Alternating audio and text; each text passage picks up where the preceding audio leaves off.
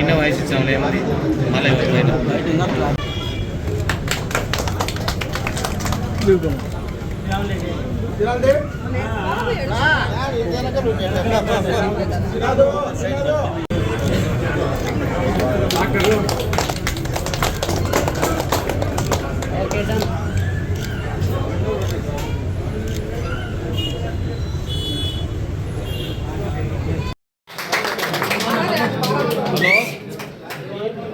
చెప్పురా వెంకీ ఇంటికాడ ఉన్నావు పులివెందుల అనేది అంతా కూడా బలిజ సామాజిక వర్గానికి చెందిన పులివెందులే. అలాంటి పులివెందులోనే ఒక మంచి కుటుంబం తర్వాత ఈరోజు మా పార్టీలో చేరడం అంటే శ్రీను కానీ వాళ్ళ సతీమణి కృష్ణవేణమ్మ కానీ వాళ్ళ అబ్బాయి కిషోరు యాక్చువల్గా ఇతను ప్రాక్టీస్ చేస్తూ ఉంటాడు. తర్వాత ఫిజియోథెరపీ డాక్టర్గా కూడా ఆ సందులో కానీ పులివెందుల కాన్స్టిట్యున్సీలో కూడా చాలా మంచి పేరు. ఇలాంటి వాళ్ళందరూ ఈరోజు శ్రీరామాల సందులో కూడా ఇక్కడ పార్టీలో చేరడం. అలాగే రాఘవేంద్ర థియేటర్ దగ్గర మాకు ముందు నుంచి బాగా పరిచయము. తర్వాత వెంకట్ అంటారు, వెంకటరెడ్డి, వెంకీ అని మేము అంటాము. పక్కన పాండు అలియాస్ కుల్లాయప్ప, ఇతను ఎర్రగుడిపాలెనికి చెందిన వీళ్ళంతా కూడా వీళ్ళ సారథ్యంలో అనేక మంది ఈరోజు పార్టీలో చేరడం. అంటే ఇవన్నీ నేను కూడా వాళ్ళని అడిగినాను, పులివెందుల మీరు ఎప్పటి నుంచో ఆ పార్టీలో ఉన్నారు, మీరు ఇప్పుడు చేరడానికి కారణం ఏమి అని కూడా వాళ్ళు అడిగితే వాళ్ళు వివరంగా ఈయన చెప్పిన సమాధానం వింటే శ్రీరామాల సందులో వర్షం కానీ వస్తే అదొక సముద్రం మాదిరి తయారై ఉంటుంది. ఎన్నోసార్లు ఆ సందులో వాళ్ళు అందరం కూడా మేము ఎన్నోసార్లు ఎంపీకి కానీ వాళ్ళకి రిప్రజెంటేషన్ చేసినా కూడా ఆ చిన్న సమస్యను కూడా పట్టించుకోకుండా ఉన్నారు. తర్వాత వీళ్ళింటి దగ్గర వీళ్ళ పక్కింట్లో అంటే ఇంచులు ఒక 3 ఇంచులు పోతా అంటే దానేమో సర్దమని చెప్పి పక్కన ముందుకు వచ్చిన వైఎస్ఆర్సీపీ బిల్డింగ్లకు వాళ్ళేమో ఆ ఇండ్లు కొట్టకుండా, అంటే అక్కడ అందరికీ ఒకటే న్యాయం కాకుండా వాళ్ళకి నచ్చిన వాళ్ళకి కొట్టేయడము, నచ్చిన వాళ్ళకి వదిలేయడము, ఆ రకంగా కూడా అందరి మీద ఒత్తిడి తెచ్చి ఇట్లా చేసినారు. ఈ చిన్న చిన్న పనులు కూడా చేయలేనప్పుడు నేను కూడా ఇప్పుడిప్పుడే ప్రజలతో మంచి సంబంధాలు కలిగి ఉన్నా, నేను యాక్టివ్ పాలిటిక్స్లో పాల్గొంటాను.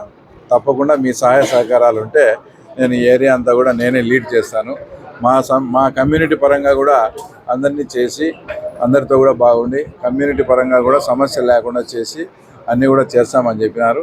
తర్వాత వీళ్ళు కూడా ఒకటి బిల్డింగ్ కావాలంటే కూడా మేము ఆర్డీఓ గారితో మాట్లాడి సంఘానికి మంచి ఇప్పుడుండే బిల్డింగ్ ఎక్కడో ఊరు బయట ఉంది, అట్లా కాకుండా ఊరితో సంబంధం ఉండి రోజు అక్కడ ఫంక్షనింగ్ జరిగేట్టుగా వచ్చిపోయే రకంగా కూడా బిల్డింగ్ స్థలం కూడా చూపించిస్తానని తర్వాత ఈరోజు మీ ద్వారా కూడా వాగ్దానం చేస్తూ ఉన్నాం.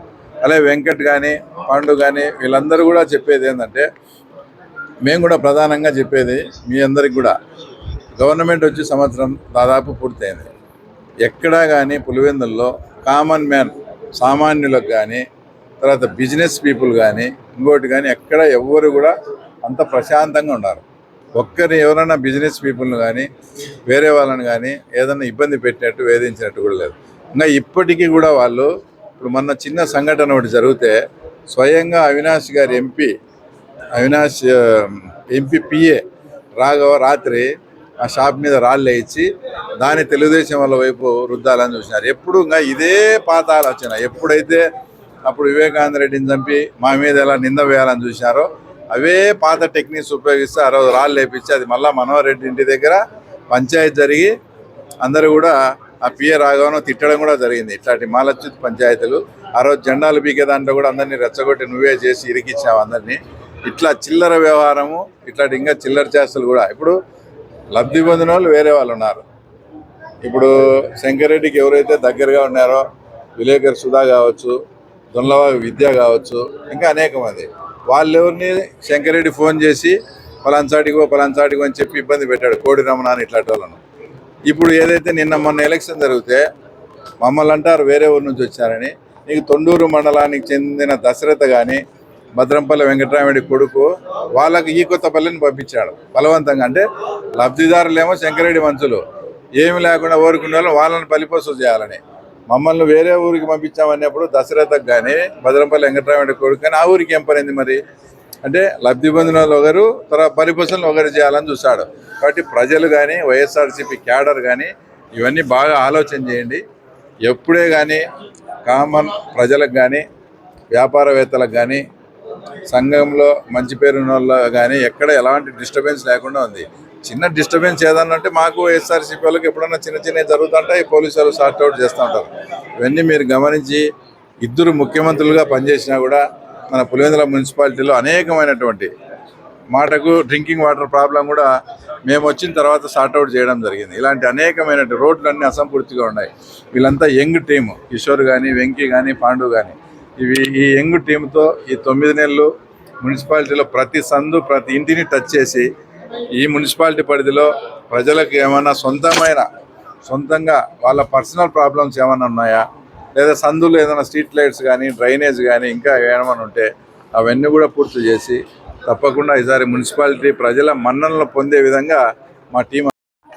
కిషోర్ కానీ వాళ్ళ చిన్నాన్న కొండల్లో రాజీనామా చేసినప్పటి నుంచి మాతో టచ్లో ఉన్నారు, మాకు ప్లానింగ్ ఉంది. వెంకీ కూడా మొన్న జెడ్పీటీసీ ఎలక్షన్స్ అప్పుడు వచ్చి అడిగితే ఎలక్షన్ అయిపోయిలే అన్నారు.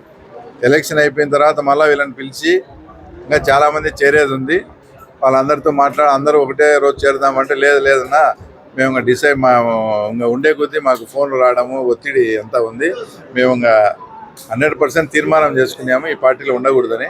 కాబట్టి మేమైతే ఇంకా పార్టీ 100% మారుతామంటే ఇది జస్ట్ శాంపిల్ మాత్రమే, జస్ట్ ట్రైలర్ అనుకోండి. ఇంకా ముందు చాలా చేరికలు మున్సిపాలిటీలో పోను మీరే చూస్తారు.